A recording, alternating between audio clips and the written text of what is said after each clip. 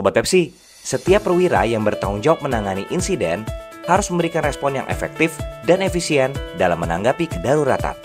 Pertamina EP Cepu Regional Indonesia Timur mengimplementasikan Incident Command System atau ICS, sistem yang terstandarisasi untuk mengkoordinasikan tanggapan terhadap keadaan darurat, insiden, atau bencana yang mungkin terjadi.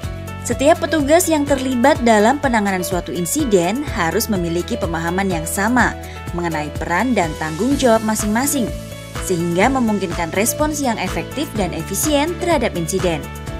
Mari kita kenali Flow Incident Command System, sebuah perencanaan, koordinasi, dan pelaksanaan respons sebuah insiden. Berikut adalah tahapannya. 1. Insiden. Kejadian insiden memicu proses tanggap darurat. 2.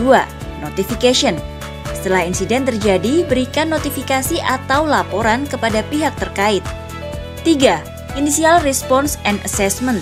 Melakukan penilaian cepat terhadap situasi insiden untuk memahami tingkat keparahan, risiko, dan kebutuhan respon. 4. Insiden Briefing. Lakukan pengarahan awal singkat kepada seluruh anggota tim tanggap darurat mengenai gambaran situasi dan tindakan yang perlu diambil. 5. Initial Incident Command Meeting. Setelah pengarahan, dilakukan pertemuan awal untuk membahas strategi tanggap darurat yang lebih detail dan pembagian tugas. 6. Incident Commander Develops or Updates Incident Objective. Incident Commander menyiapkan atau memperbaharui Incident Objectives berdasarkan perkembangan situasi. 7.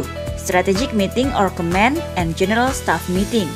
Jika diperlukan, dilakukan pertemuan strategi atau rapat dengan staf komando untuk menyesuaikan strategi lebih lanjut. 8. Prepare Tactics Meeting. Tim taktik merencanakan langkah-langkah operasional yang lebih rinci. 9. Tactics Meeting. Presentasi dan pembahasan taktik yang akan digunakan dalam penanganan insiden. 10. Prepare for Planning Meeting. Persiapan planning meeting di mana strategi dan taktik ditinjau dan disiapkan untuk rencana operasional selanjutnya. 11. Planning Meeting. Pertemuan untuk menyusun dan menyetujui rencana operasi yang akan dilakukan selama periode operasional berikutnya. 12. Incident Action Plan, Preparation and Approval. Rencana aksi insiden atau IAP dipersiapkan dan disetujui oleh pihak yang berwenang. 13. Operational Period Briefing. Sebelum memulai periode operasional baru, briefing atau pengarahan operasional dilakukan untuk memastikan semua pihak memahami tugas dan tujuan. 14. New Operational Period Begins. Setelah briefing, periode operasional baru dimulai, di mana rencana yang disusun mulai dilaksanakan. 15. Execute Plan and Assess Progress. Action plan yang disetujui dilaksanakan, dan tim harus menilai kemajuan yang dicapai dalam mengatasi insiden. 16. Understanding the situation ongoing. Proses pemahaman situasi terus berlanjut selama penanganan insiden, di mana informasi terbaru mengenai insiden selalu dikumpulkan dan dianalisis untuk menyesuaikan respons jika diperlukan.